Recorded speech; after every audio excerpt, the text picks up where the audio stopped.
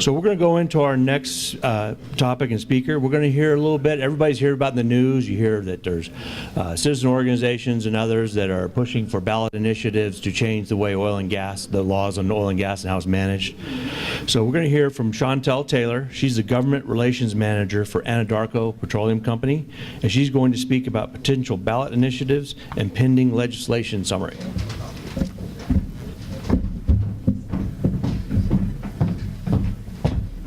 Good morning, everyone. Thanks in advance for your attention. I think this is one of my favorite topics. May not be all of yours, so bear with me as we dive into some political talk. So you may have noticed it's an election year, and you may be more distracted by the circus that is the presidential election, but there's a whole lot of stuff going on at the state and local level. And today I just wanted to give you a kind of snapshot of a few things that in particular will impact potentially local governments, but also on the statewide level, a few ballot initiatives, as Kirby said, that are working their way through the system. Legal disclaimer, I won't quiz you on this later. I'm actually going to go out of order in my own PowerPoint presentation because I think this makes sense, so I'm flashing forward here. I want to start here because I don't know how many of you all understand or know the whole ballot initiative process, but at the beginning of the year we had dozens of potential industry-related ballot initiatives, and they've now whittled down to the 4 that I'm going to talk to you about. But this is kind of the general timeline. A citizen-initiated measure goes through this process where it has to get titled, and it goes to the title board, and there's a whole lot of wrangling and jockeying about how that title is drafted and will appear potentially on your ballot in the fall. But this process starts really pretty early, and the deadline to go through this title review process is April. So that's why we generally know now the universe of ballot initiatives that we could potentially see in the fall. Of course, there's often challenges. When you challenge a title for a ballot initiative, it goes straight to the Supreme Court for a review. Those challenges, at least on the industry-related initiatives that I'm going to talk to you about today, those challenges are over.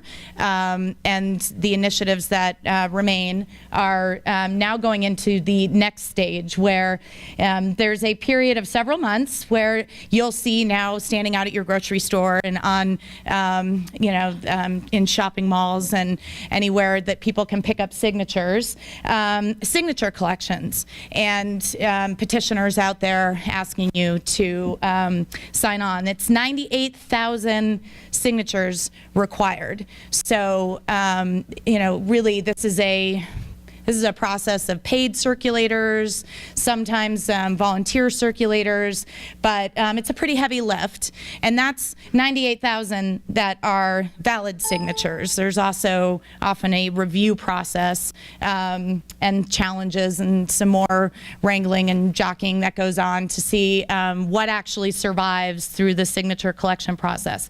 And then in August, that's when we know who got enough signatures, who survived any challenges, and the ballot is set by the beginning of September. So even though these 4 initiatives that I'm going to talk to you about today, they're out there, they could start signature, some of them are already out getting signatures collected, but they may or may not survive this entire process. So let's go back and talk about these particular initiatives. There are 4 that I'm going to talk about that are industry and you'll see business related. Proponents of number 40 is this Community Rights Network. They were also proponents of a similar initiative in 2014 that ultimately did not make it to the ballot. But you'll see in this language, and by the way, I've promised to keep my comments neutral and objective. So if I, drift, I apologize in advance. You can throw a pen at me or something, and it'll remind me to get back on track. Initiative 40 allows local governments to enact laws that protect and secure rights. But what's interesting in this language, if you see, it also gives citizens and local governments the power to eliminate the rights. and powers of corporations, regardless of federal, state, or international law. I think they threw that in for good measure. So Initiative 40, as you can imagine, it's pretty broad, and the opportunity for for a citizen-initiated measure to really target any controversial business is concerning to some. So Community Rights Network is out there already collecting signatures. This is the one that's at the farthest along, I would say, in the process. Then there's a set of 3 initiatives that are all sponsored by an organization called CREED, which is not to be confused with CRED, which I will talk to you about later. Coloradans Resisting Extreme Energy Development, numbers 63, 75, and 78. So Initiative 63 gives this fundamental right to a healthy environment, and it makes it a part of our Bill of Rights. So there's standing given to any aggrieved person or entity to sue to enforce their right to a healthy environment. 75 is basically trying to shift the preemption issue and shift regulatory authority of oil and gas development from the state to local governments. It's 78 that's really interesting, and I threw this map in here that we worked with smarter people than me, mapping GIS people who took some public data. This is a 2,500-foot setback. There was a setback measure, as you may recall, in 2014.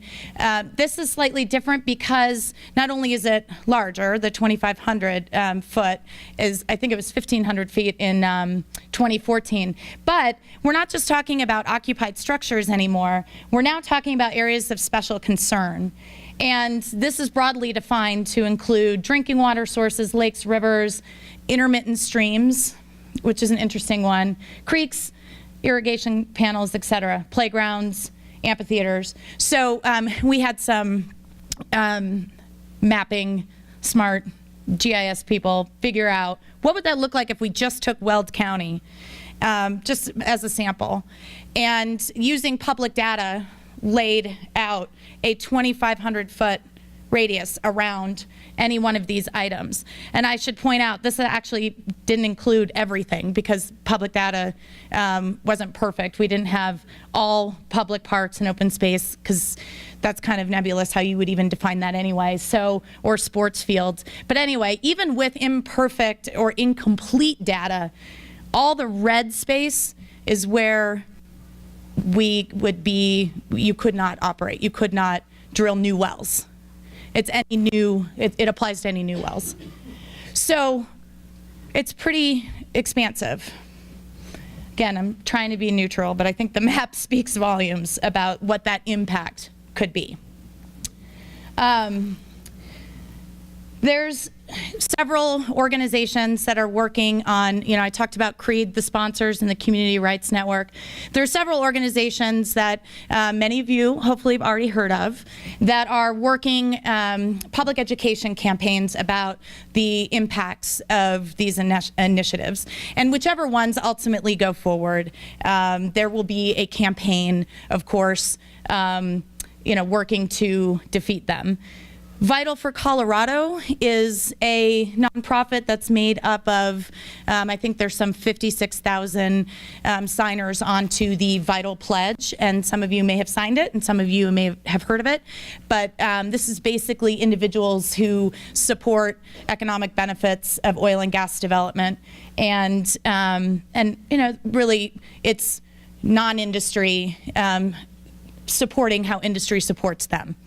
So that's our business community. Coloradans for Responsible Energy Development, not CREED, but CRED, was formed several years ago, and this is a public education campaign, basically to talk about and dispel myths about industry operations in the state and talk about the benefits. Coloradans for Responsible Energy Development. Then you'll see we work with a lot of these local energy organizations, and I would imagine many of you have worked with these organizations like we have, boots on the ground, because they're very localized in 9 different counties. And then Protect Colorado is basically the issue committee that is stood up to campaign on the ballot initiatives. So all of these entities are working together, and I'm sure you'll be seeing much more of them as the campaigns develop. I just wanted to touch on a few legislative matters that may be of interest to this audience. Right now, so you may know, our legislature is conveniently made up of a very slim margin in the House controlled by Democrats and a very slim margin in the Senate controlled by Republicans. So you can imagine it's pretty tough to get anything too extreme in any industry or any issue in a General Assembly that's made up like that. But a lot of times things will pass out of the House and then die in the Senate, or vice versa. So House Bill 1310 has made it through the House. It's going to the Senate. And this is a bill sponsored by Representative Salazar that would basically impose or allow anyone aggrieved by or potentially injured by seismic activity to sue an operator and hold them strictly liable for those damages. We expect that this will not pass out of the Senate, but it's a real interesting crossover into that causation and strict liability for oil and gas, and that shifting that burden onto operators to prove that seismic activity did not cause the injury. House Bill 1430. This is an interesting one, and I know we're getting some agency updates later. We'll probably be talking about the task force, but this is a bill that attempts to add in counties to Task Force Recommendation 20. And for anybody who followed that process, there was a lot of debate, both during the task force and then the COGCC rulemaking about whether counties should or should not be included in the 5-year planning that is now required through that new rule coming out of Task Force 20, Rule 20. So this is an attempt to put counties in. Again, this is passing on pretty much party line votes in the House, and then we'll move on to the Senate. Senate Bill 97 is kind of interesting. This is basically an attempt to restrict those general fund transfers in severance tax that, I think there's been several attempts in past legislative sessions to address these issues too. So scheduled in the Senate, yet to go to the House. So just flagging those as some bills of interest that you may want to follow.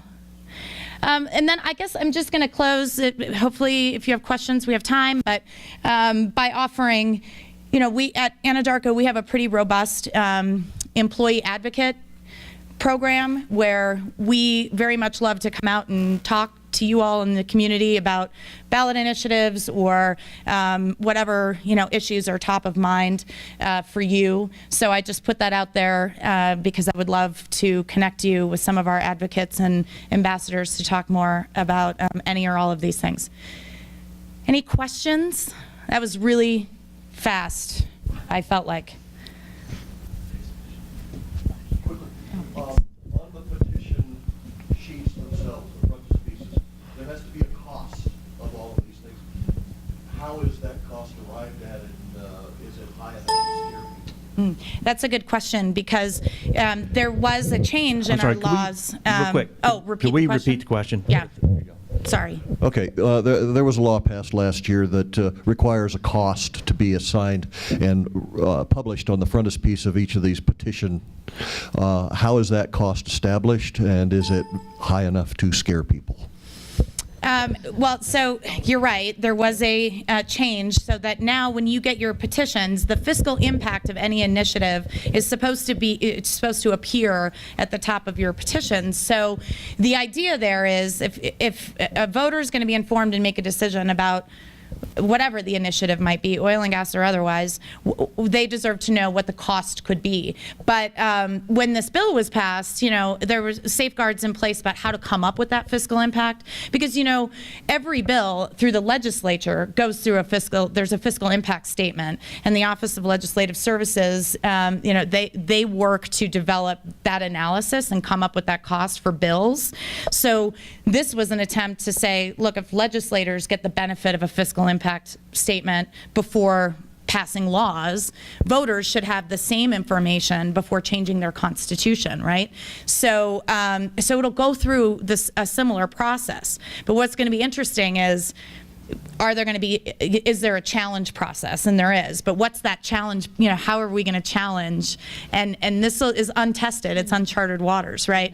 In terms of, challenging those numbers, are they high enough? Do they capture all of the actual or potential costs? And how sweeping do you go? And one side's going to try to keep those costs really, really low, and another side's going to try to inflate them. So I think it remains to be seen how those battles are going to be resolved. It's a good question. Yeah. Chantell.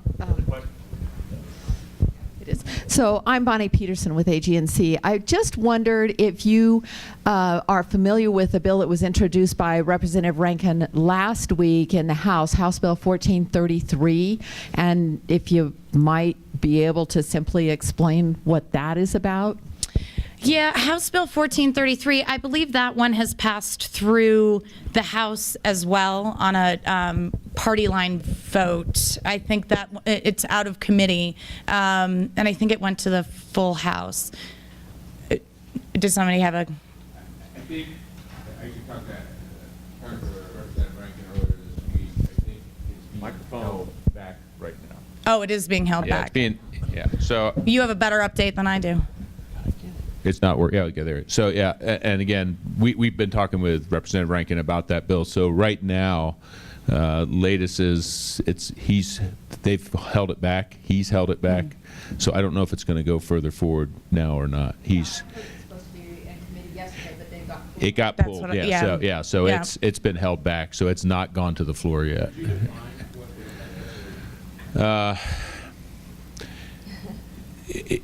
It's another attempt, similar to Senator Scott's bill, to try to keep,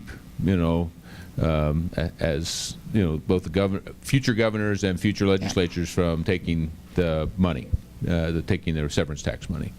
Understandably so. As I mentioned yesterday, whenever you do that, there are things that happen, that you may not have intended. We have certainly talked to Representative Rankin about that, not to oppose or to support, but just to say, here's the practical effects of what you're suggesting. And the other part of that is it would take part of this it would have to take it to the people, because it suggests basically debrucing severance tax. Right. It's parts of it, not all of it, a reserve fund that would be held back.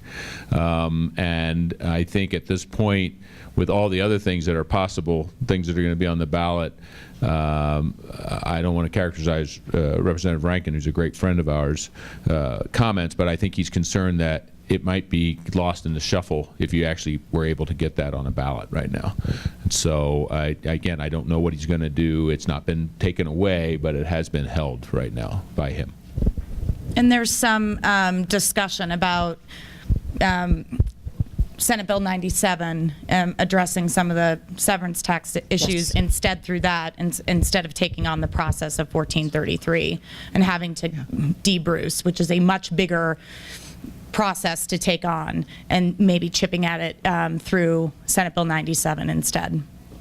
So could I ask just a follow on? Should a bill like that be successful in being a referred measure, would industry support that, do you think? Or, I mean, you all have got to have discussed things like that at Anadarko. Do you think that's something that would be supported there? Well, I certainly couldn't take a position now on that, but I know it's something we look at very closely because obviously the tax structure, and especially in this market right now, it's an incredibly precarious situation for us the minute you start going in and reassessing that tax base. So we tend to not necessarily lead out on those particular fights. We'd have to assess it. I'd be happy to follow up with you about it. Okay, thank you. Yeah. Thank you. I feel the crane coming, so. Thank you. No, thank you. That was terrific. I'll be around if anybody wants to One more have any question? more questions. One more question. One more Sorry, question? One more question. Do you know, Where's? I'm here. Oh.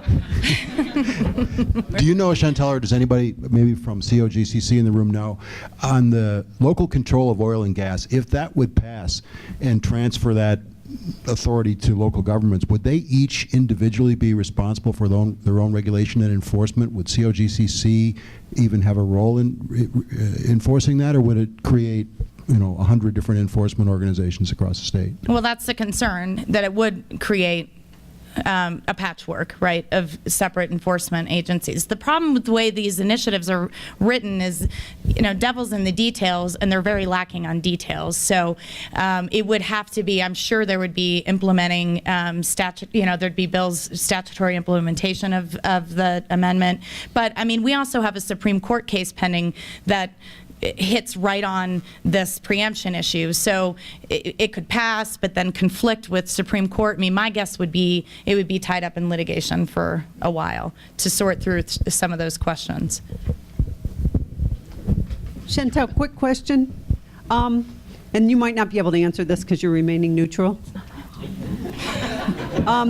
So on the 2,500-foot setback, assuming it gets on the ballot and assuming there's some sort of effort to oppose it, how would the state get together to oppose that?